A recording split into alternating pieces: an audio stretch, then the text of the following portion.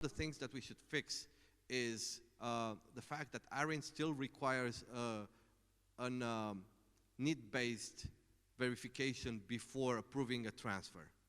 And I think that somehow, if ARIN would not have a few dinosaurs still opposing this, then once the needs-based justification would be removed from their policy, all of these transfers would be publicly recorded, because no one wants to risk transferring an IP block, paying for it, but keeping it under someone else's name.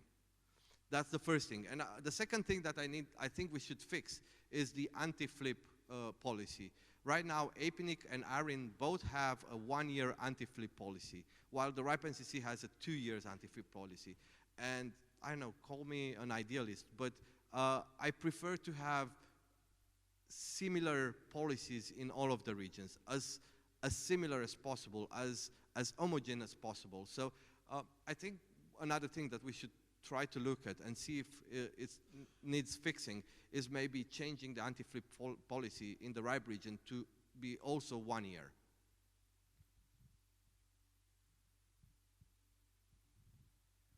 Yeah, I mean, it's clear that if a large number of these blocks are actually locked up as the underlying asset in a derivative security somewhere, they're not available on the open market, right? So the price monotonically goes up. All of these IP addresses that have been transferred is the wrong word, that have been sold in future contracts are locked.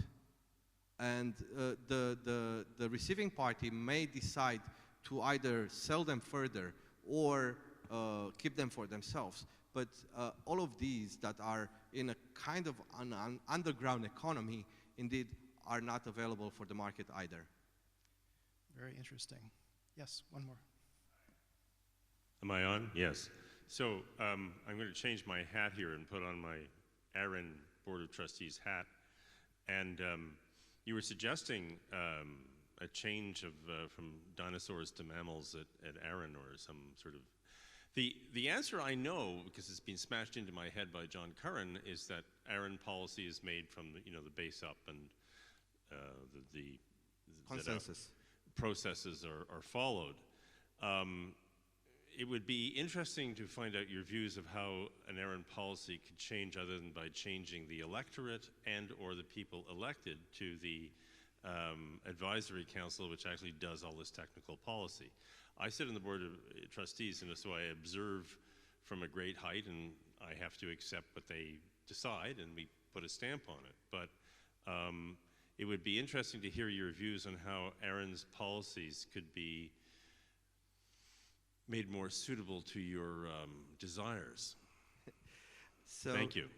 Yeah, so if I would be talking as the IP broker, I would be saying that I would love if the ARIN policy would be similar to the RIPE policy, which implies that there is no need verification and that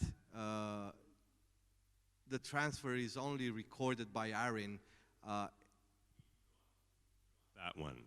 The next one is, how is this to happen?